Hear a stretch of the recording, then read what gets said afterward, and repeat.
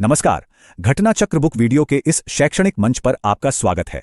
हमारा उद्देश्य है ज्ञान को सरल, स्पष्ट और सुलभ रूप में आप तक पहुंचाना।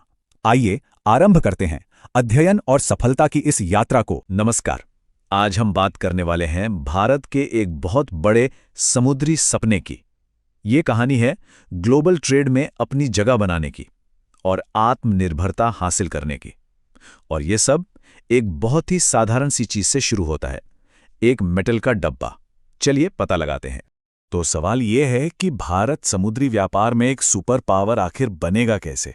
ये एक बहुत बड़ा सवाल है और इसका जवाब एक बहुत ही बुनियादी लेकिन बेहद जरूरी चीज में छिपा है, और वो है शिपिंग कंटेनर। तो सबसे पहले आइए भारत के समुद्री लक्ष्य के पीछे की जो बड़ी सोच है उसे समझते हैं। ये सिर्फ व्यापार की बात नहीं है, ये एक स्ट्रेटेजिक विजन है। इस विजन के असल में 4 बड़े मकसद हैं। भारत अपनी खुद की शिपिंग की ताकत बनाना चाहता है ताकि उसे दूसरे देशों पर निर्भर न रहना पड़े। इसका मतलब है कि ग्लोबल ट्रेड में अपनी पकड़ मजबूत करना और एक ऐसा सिस्टम खड़ा करना जो पूरी इकोनॉमी को एक साथ आगे बढ़ाए, जिससे हर तरफ तरक्की हो। लेकिन इस बड़े विजन के रास्ते में एक छिपी हुई रुकावट है, एक बहुत बड़ी निर्भरता जो भारत को पीछे खींच रही है। और वो रुकावट है व्यापार के सबसे बेसिक टूल यानी कंटेनर के लिए विदेशी शिपिंग ऑपरेटरों पर हमारी जबरदस्त निर्भरता।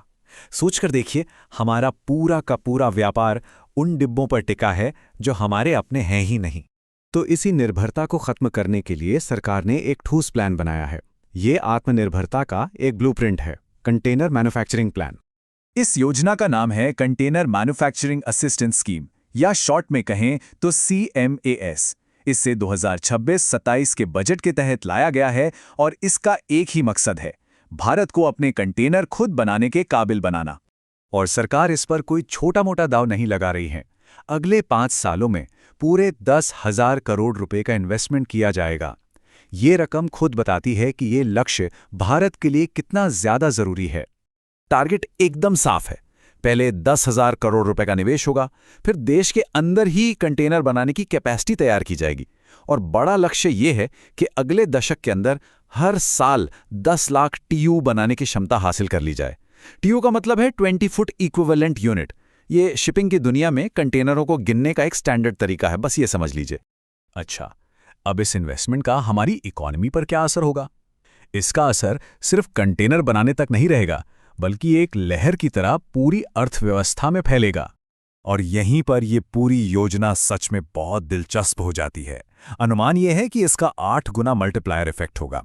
अब इसका सीधा सा मतलब यह है कि सरकार का लगाया हुआ हर 1 रुपया इकोनॉमी में 8 रुपए की वैल्यू पैदा करेगा। जरा इस चार्ट पर नजर डालिए। बाईं तरफ है 10,000 करोड़ रुपए का शुरुआती सरकारी सपोर्ट और दाईं तरफ है 1 लाख करोड़ रुपए से भी ज्यादा की अनुमानित मार्केट वैल्यू। ये एक जबरदस्त रिटर्न ऑन इन्वेस्टमेंट है। और बात सिर्फ पैसों की नहीं है, इससे रोजगार के नए मौके भी बनेंगे। एक अंदाजा है कि करीब 3,000 डायरेक्ट जॉब्स और 50,000 से भी ज्यादा इनडायरेक्ट जॉब्स पैदा होंगे। ये एक बहुत बड़ा सोशल इंपैक्ट है। इसके अलावा ये योजना कई सपोर्टिंग इंडस्ट्रीज को भी बढ़ावा देगी, जैसे कि कॉर्नर कास्टिंग बनाने वाली इंडस्ट्रीज।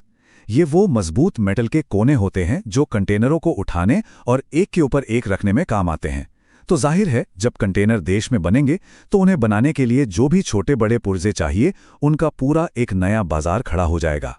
देखिए, ये कंटेनर बनाने का प्लान कोई अलग थलग नहीं है।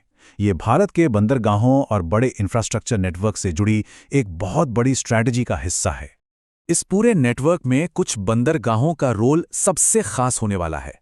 थूसुकुडी में VO चिदंबरनार पोर्ट, नवी मुंबई में JNPA और चेन्नई पोर्ट अथॉरिटी। ये वो बड़े हब होंगे जो इस पूरी योजना के स्ट्रैटेजिक सेंटर बनेंगे और देश के अलग अलग कोनों को जोड़ेंगे। ये सभी हब मिलकर एक आत्मनिर्भर कंटेनर इकोसिस्टम के लिए समुद्री रीढ़ की हड्डी की तरह काम करेंगे।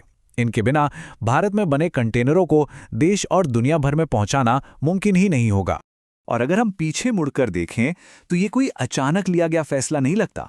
ये एक लंबी सोची समझी स्ट्रैटेजी का हिस्सा है।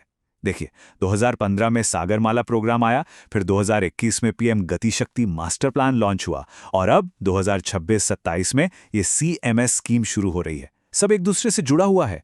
तो घूम फिरकर हम उसी सवाल पर वापस आ जाते हैं। क्या ये बड़ा प्लान, ये भारी भरकम निवेश और ये दूर की सोच वाकई में भारत को एक आत्मनिर्भर समुद्री ताकत बना पाएगी? जवाब तो खैर आने वाला वक्त ही देगा। लेकिन एक बात तो साफ है, बुनियाद जरूर रखी जा रही है।